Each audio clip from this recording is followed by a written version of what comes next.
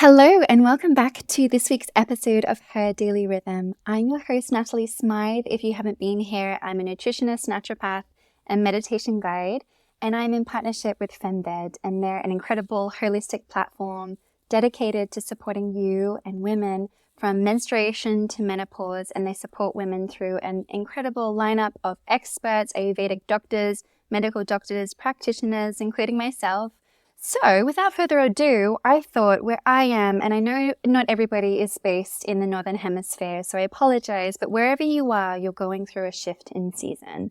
So in the Northern Hemisphere, it is spring. Officially, it's spring. We've just celebrated Eid here. We've just celebrated the spring equinox, so both the solar and lunar New Year's. And so really, that is how Her Daily Rhythm started. It started almost 6 months ago, and that's how Aditi, the founder of FemTech, and I came to this shared recognition, this shared collaboration of remembering and so passionately wanting to inspire everybody that women are not linear. We are cyclical. We are in rhythm, in constant rhythm with the sunlight around us, with the seasons around us, with our circadian rhythm. In everything that we do, we are women of intuition. We are creation. We don't operate in a linear path, which our culture and society really burdens on us. So I wanted to share that because I don't think I've actually shared it with her, the true meaning of Her Daily Rhythm. And everything that we do is always coming back to how can you live in rhythm in the way that you wake up in the morning. Why is it important to wake up early in the morning? It's not based on just your expectations. It's the sun is rising earlier now that we come into spring and summer in the Northern Hemisphere. But if you're going in the opposite season, maybe you might rest and nurture yourself a little bit more. So it's really in everything that I share on this podcast and everything that I share with the experts, it's how can I make those little micro movements to get into better rhythm and synergy with myself, better trust with myself. You know, everything that we talk about here, there are all of these tools to deal with symptomology, chronic health conditions, and all of the things that we are suffering in the modern world because we're constantly removing. The way back to health is that constant clearing and decluttering. And that's where we are right now. We're in spring. In Ayurveda and in traditional Chinese medicine, it is the time of detoxification, not at the beginning of the year because we're still in winter in most parts, apart from if you are in Australia. But then still, actually, that's not the best time to do a detoxification. It's really in those shifting and changing moments in autumn and spring. So it's perfect in both hemispheres to do that. So what is spring? It's the season of emergence, renewal. It's stepping into the light. So just as nature is blooming, just as the soil is bursting, just as I think I spoke about this last week, I have these beautiful trees in front of me. And 2 weeks ago, they were just in bud. Now there's leaves flowing. And so how can you unfurl? How can you expand? How can you chase the light? It's when we are able to align ourselves with the rhythm of nature. We know that life is cyclical. We know that we go in this state of birth and rebirth, birth, death, rebirth. It's a constant. We can't always be on.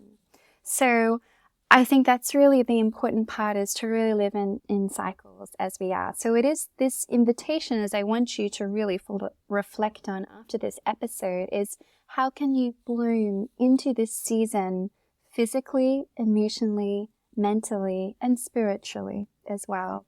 So, and also asking yourself, your body, what does it need right now? So in the first half of the year, you might have needed more root foods, more grounding foods, more warming foods. You might have needed more sleep. But what are you noticing in this slight change as the clocks have just moved forward. So now with this extra amount of light per day, what do you need? This a little bit amount of heat. What does your body need? Well, if you look around nature, what is growing around you? In my local area in Europe and the UK, we have nettles. Nettles are known as mineralizers, as builders, because we're moving towards summer, we're moving towards fire. So we need our bodies to be strong. We're going to be in the sun all day. We're probably going to be working out a lot more. Nettle offers all of those nutrients. Also, we have cleavers. Cleavers are known to cleanse the lymph. Why do we need to cleanse the lymph? Because for all of winter, we've been hibernating. There's been a lot of less movement. We've been eating darker, denser foods, maybe drinking a lot more alcohol. So now as we come into spring and summer, we don't need that as much. So we really need to be cleansing our liver, and cleavers are great for that. You can either go harvesting for them, but make sure that you have a photo app or you go with somebody that knows what they're doing, or you can find them at your health food store as well. What also do we have? We have dandelion. Dandelion grows in abundance. Why does it grow in abundance? Because it's protective of our liver and cleansing of our liver. This time is we really need to be offering all of the tools that we can to cleanse the liver from the season. Your energy might be a little erratic. There might be stagnation. Why is that? The liver also represents that place of anger. So doing some processing, doing some journaling of letting go of what's been arising also, and then taking either, you can have dandelion as a coffee substitute, you can have it as the root, you can have it into your tea.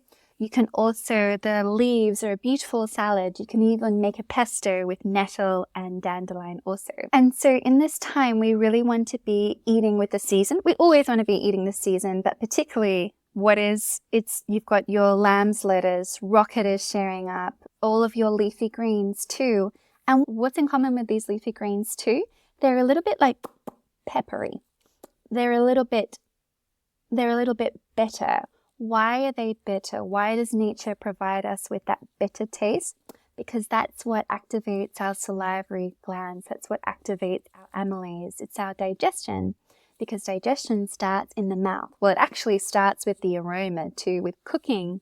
So if you're traditionally, our family would be cooking, that would start the salivary process. So we would get all of those juices ready to digest our meals, to break down all of the fats, the proteins, the carbohydrates, and receive all of the nutrients and energy. So we're not fatigued after, we're not bloating afterwards. So this time is beautiful to really get to nurture and in touch with all of the sensory awareness around you.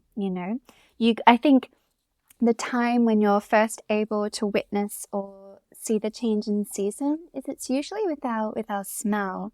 You notice the rain smells a little bit different, the dew on the grass.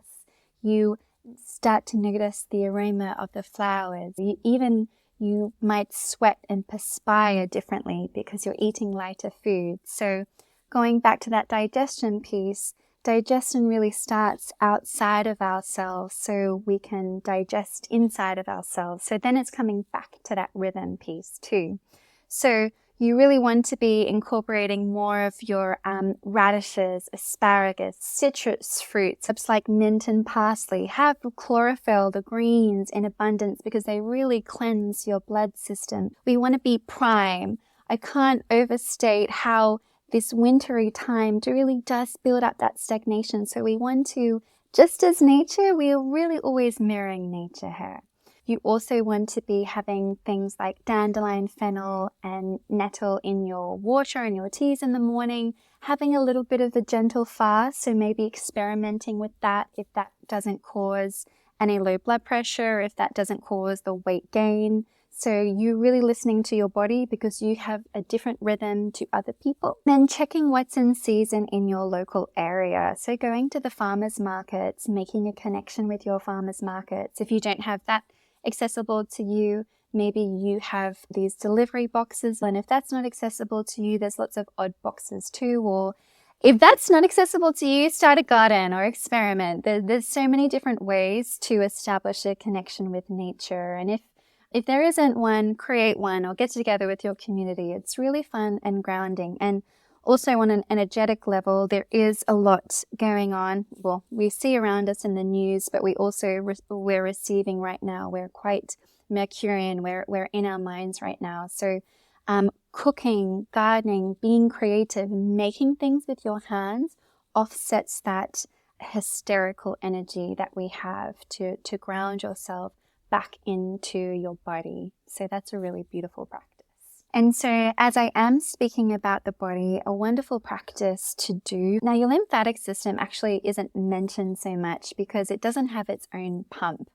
So the lymphatic system, what we like to say is it's like the garbage collectors of our system. When the fluid becomes stagnated or congealed, like you have a little bit of edema, it's like, so do we. And so the thing is that it doesn't actually have an automatic pump like your heart does. So unless we are moving it, or we're doing our bribe brushing or our pumping, or having these herbs that I spoke about, your cleavers and your nettles, we have to help it along with movement. And otherwise we become depleted and our nutrients don't really travel through our system effectively. So if you're feeling sluggish, bloated, wound healing is low, nails and hair is lacking that luster, you having that edema, the lymph could be at play here. So this is the most important time to really nourish and cleanse and get a nice fluid lymph. And so it's super important to have an active lymph to prevent cancer, especially in women, since the main lymph ducts are around our breast tissue, so right around here. So that's why you do have to be really careful with deodorant. So with the lymphatic system, it really acts as our body's drainage system. It filters out metabolic waste, bacteria, and damaged cells, part of your body's immune system and detoxification system, because it consists of a network of vessels, nodes, and all of these organs help transport lymph. And it's this clear white fluid containing all of your white blood cells, waste products, toxins, and like debris from all of your cells. So unlike your circulatory system, the lymphatic system has no central pump. So it really relies on breath work, movement, and external stimulation like massage to keep the fluids moving. So there's this saying with before you detox, drain. Drain before you detox. So it's a key principle in functional medicine, ensuring that your lymphatic pathways are open before you stimulate a deeper detoxification process. So that lymphatic flow, that fluid to keep us moving, is essential for detoxification, because your body cannot effectively eliminate toxins through your liver, your kidneys, through your urine, through your stools, whilst your lymph system is congested. Things like massage are really important. Your breath work is really important. We know that your breath work detoxifies through your lungs. Rebounding, so jumping up and down on a small trampoline. It's not too harsh on your joints.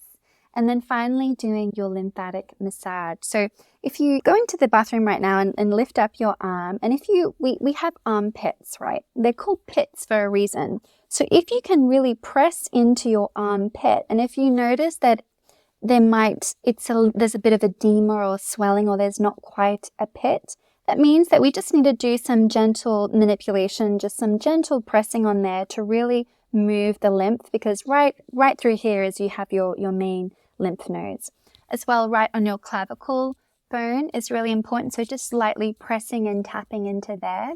Some people like to start off at their face and gently massage from your jaw all the way down to your collarbone, but this manipulation is really important, going into your pits rather, just where your bra strap is as well. So making sure that, like, if you are wearing bras, to make sure that you breathe in the evening too, can be quite intense. So tapping on here, tapping just here. And then where your groin is, right where your groin is, you can see all of these nodes here. So you want to be doing some light stimulation there. Then from there, you want to be pressing right behind your knees as well, is a really nice one. So just those simple moves can have a great effect at stimulating those lymph nodes to make this fluid moving, but ever so lightly. So those would be some things that I would do right away. Again, we mentioned a lot of the things are simple, actionable ways of being that really move the needle. And wellness, lifestyle, your health, it doesn't have to be complicated, but it's preventative. It's listening to your body, listening to your rhythm, matching the rhythm outside. And if you get any clues, any pain, any lack of energy, use your body. Your body is a mirror, always giving feedback to you. What are your nails like? Are they brittle? Are there any lines? This could be a symbol of maybe your malabsorption, you're not digesting. So going back to, how do I digest foods? How is my hair? Is it brittle? Why? Am I able to receive proteins? Is there any minerals that I'm missing here too? Am I in pain as I wake up in the morning? Why? Is it on both sides? Am I getting enough sleep? Am I going into deep rest? Why? Am I feeling tired after a meal when you've just been receiving all of this energy? So that's not normal. What about my hormones? Are they in sync every month? Am I receiving pain before periods? What about after periods? Are they heavy? All of this is feedback, and it can change immediately just with a few shifts. So those shifts are really supporting your lymph, incorporating a couple of the local spring herbs, and then eating all of the plant-based food all around you that's in season. So I hope these tips help. I really want you to bloom and thrive. I want you to connect this spring to expansion, to opening, to receiving. Like I always say, no one will give anything to anything that is clutched. We have to be open, we have to allow, we have to receive. And if we are in pain, because I know pain can be so stressful, or anything that we're going through, or anything that the external world around us is putting on us, how can you move the energy? How can you shift the energy? We just need a different outlook, just a different view, just a different horizon, and it's always just a pivot. So let me know how you find those tips. Next week, we have an incredible guest. We're going back to learning about FemTech and Fem Health solutions and how that can really move the needle into women's research. Some really interesting stuff. As always, please share with me what you love, what other tips you want to know. I know sometimes I go into supplements, sometimes I don't so much here, but we can absolutely do that next time. So thanks always for letting the rhythm guide your way. With love. Bye for now.